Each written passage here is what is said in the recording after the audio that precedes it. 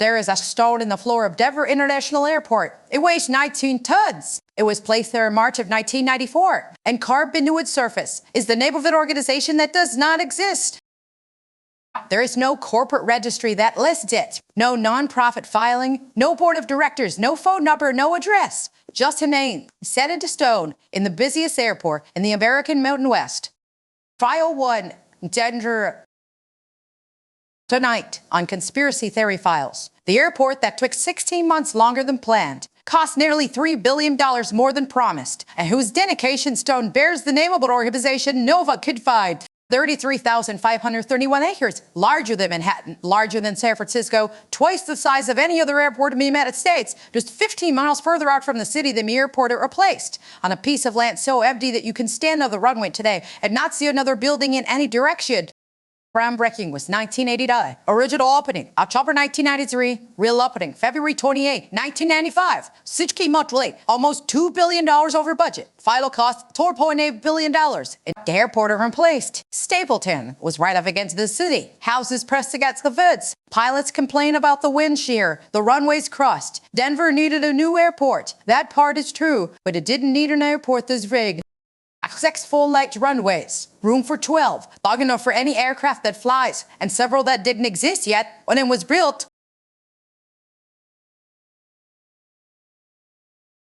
The mayor of Denver pushed it through. He told the public the project would cost $1.7 billion. The vote passed by a thin margin. By the time the doors opened, the bill was almost 3 times that. At $1.7 billion, $4.8 billion, and the city has never quite been able to explain where the difference went. The automated baggage system was supposed to be the future. 22 miles of track, 4,000 cars moving 60 bags a second. Computer routing, no humans needed. When they switched it on for the first demonstration, it ate the luggage. The General Accounting Office wrote a report. Then another one. Then another one. By 2005, United Airlines abandoned the automated system entirely, and it cost $560 million to this day. No one quite knows where most of those bags ended up. Late, over budget, and then it got ranked. If you fly into Denver, you walk through the same doors as 50 million other passengers every year, down a brightly lit concourse, past the same coffee chains as any other airport, and then at one specific spot in the Great Hall, between the United counter and the international ticketing area, you walk across the storeroom of Lord. It looks like a cathedral, which, depending on who you ask, is exactly what it is.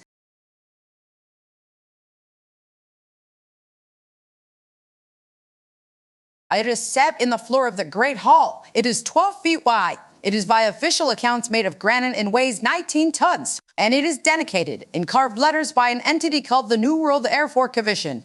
Below the name, a Masonic square and compass. Above it, the date, March 19, 1994. The stone was unveiled in a public ceremony attended by city officials before the airport opened. There is no record of it. The Colorado Secretary of State has no incorporation filing. The IRS has no known profit registration. The federal corporate database returns 0 results. As far as any government record keeper is concerned, the New World Airport Commission has never existed. There is no New World Airport Commission. It does not exist. And yet there it is, bolted to the floor of one of the busiest airports in the world, with a Masonic emblem on it, and no one in city government has ever quite been able to answer who paid for it. I'm a lower-level concourse are 2 enormous murals by Chicano artist Leo Tan, whom I commissioned through Denver's 1988 Public Art Ordinance, a real piece of legislation. The murals are titled in pieces. This is a children's airport mural, painted onto a wall that families with strollers walked past on their way to the gates. Tankuma's stated intention was anti-war, a call to mourn what conflict does to children and to dream of a better future. That is, on its surface, what the mural depicts. But the second panel, the resolution panel, shows the same children dressed in clothes from every nation, treating swords into plowshares before a glowing rainbow tree. And it is at this point that some people watching this airport's art started to wonder if the murals were less anti-war and more schedule. Leo Tan, Huma is a real public Houston-based muralist. He gives interviews. He has insisted for 30 years that the murals say exactly what he intended them to say, that the violence of the 20th century should end. That is, on the record, what he says. Read the murals literally, and there is nothing strange about them at all. When the murals were removed for a 2018 renovation, they did not come back. The wall behind them is. Today, a long stretch of pale gray paint. The airport says they were in storage. Tanguma says they were moved in 2018 for renovation. Still in storage. At the entrance to the airport stands a 32-foot tall bronze stallion. It is painted blue. Its eyes glow red and is called officially Blue Mustang. Locals call it Blue. Safer. The sculptor Luis Jimenez was killed by it in 2006. During fabrication, a section of the sculpture fell on him and severed an artery in his leg. He died before the work was finished. His family completed it. The airport installed it in 2008. It has been there ever since. There is, depending on your reading, either a tragic industrial accident at the front door of a major airport, or there is something else. And then there is the gargoyle in the suitcase. There are two of them, two gargoyles, set above the baggage carousels at Denver International Airport, perched on bronze suitcases, looking down at the travelers below. The artist, Terry Allen, said they are protectors of the faith. A leering protective stone gargoyle looming above your luggage, sent above a stone capstone, in a Masonic dedication in a city whose mayor was, for the record, accused of being a Freemason by every conspiracy talk show hosted the late 1990s. There is one more thing the locals will tell you about, and it is the strangest of all. Because the strange things in the Great Hall on the entry road, those are all visible. They're public. Beneath the airport is another airport tunnels, service corridors, the automated baggage train system, tens of miles of routing, officially utility, officially catering, officially nothing remarkable. Locals have spent 30 years asking the same question. Why is some of it built so big? Why do some corridors look like they could take a freight truck? Why does published construction documentation reference levels? There are claims, repeated by people who have worked there in interviews on the record, that there are 5 subterranean levels, 2 more than the airport has ever publicly acknowledged. There are claims of 4 concrete walls in places the published as built say should be openers. There are claims by one former engineer in an interview of things that were built and then sealed off. A federal emergency management agency's Western continuity of government headquarters is in Denver. That is not a conspiracy claim. That is a fact. It is the alternate seat of the United States government in the event of a catastrophic event east of the Rockies. It happens to be 12 miles from the airport. And the bunker is real. The question is whether the airport is part of it. So, there it is. The airport, the capstone, the murals, the stallion, the gargoyles, the tunnels, the bunker. 5 separate strange things in one place, all built within 5 years of each other. What people think happened about all of it falls into 4 buckets. Theory 1, it is just public art and a Masonic donation. Colorado's Grand Lodge confirmed 2 members were involved with the dedication. The capstone was a gift. The New World Airport Commission was an ad hoc committee. Sometimes the stallion is the simplest explanation. The public art ordinance is real. The artists are real. The lodge is real. The mayor was, for the record, not a Freemason at the New World Airport Commission. And this telling never legally existed as a corporation because it was never meant to. It was a name on a stone, nothing more. It is the most boring explanation. It is also, almost certainly, the most accurate one. And it would be the end of this episode if it weren't for the theories that come next. Theory 2. The airport is the headquarters of the New World Order, hidden inside a working civilian airport. The murals are the announcement. The capstone is the dedication. The tunnels are the bunker. The stallion is the... Proponents will point out that Denver is roughly equidistant from both coasts, that it is the largest American city closest to the geographic center of North America, that FEMA's Region 8 headquarters is in fact here, that the Cheyenne Mountain Norrid bunker is 2 hours south, that if you were going to pick a city to rebuild a country from, the proponents will tell you Denver is exactly the city you'd pick. This is the theory the late night radio shows ran with for 30 years. It is the theory that built whole careers. It is the theory that by the early 2000s was the single most popular thing said about Denver. It is also the theory that has the least to back it up. Not because the people who repeat it are necessarily lying, but because the more you dig, the more the evidence turns out to be other people's repetitions of the original claim. A pyramid and a logo, a red eye and a sculpture, a Masonic emblem on a stone. Each of them, on its own, is benign. It is only when you stack them in a certain order that they start to look like a pattern. It's believed by millions, probable by none. Theory 3 is reptilians, the tabloid layer, the theory that beneath Denver International Airport there is an underground installation populated by, depending on the source, alien civilization, interdimensional. I am not going to spend long here, not because the claim doesn't exist. It absolutely does. And there are best-selling books that argue it in detail. Because at the time of this recording, no FOIA request, no whistleblower deposition, no leaked engineering document, and no physical evidence has emerged that supports it. It is, by every available verification standard, a hypothesis without evidence.